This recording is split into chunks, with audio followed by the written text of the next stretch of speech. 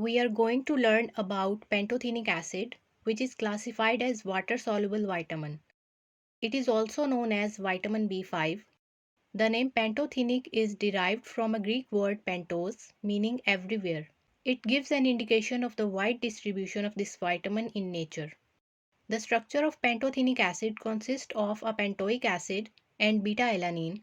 The functions of vitamin B5 are exerted through coenzyme A and acyl carrier protein because pantothenic acid is an active component of these two molecules. Coenzyme A functions in the transfer of acyl group. There is a thiol or sulfhydryl group in coenzyme A which carries the acyl compounds. Examples of such compounds are acetyl-CoA, succinyl-CoA, and acyl-CoA. Some of the reactions involving the participation of coenzyme A are the conversion of pyruvate to acetyl-CoA during carbohydrate metabolism and the conversion of alpha-ketoglutarate to succinyl-CoA in Krebs cycle.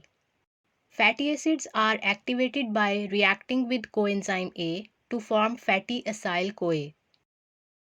As a component of acyl carrier protein, pantothenic acid itself is a part of fatty acid synthase complex, and that is how it is involved in fatty acid synthesis. In short, the function of vitamin B5 is to convert the food we eat into the energy we need. As it is widely distributed in nature, the rich sources of vitamin B5 are eggs, liver, meat, yeast, milk, etc.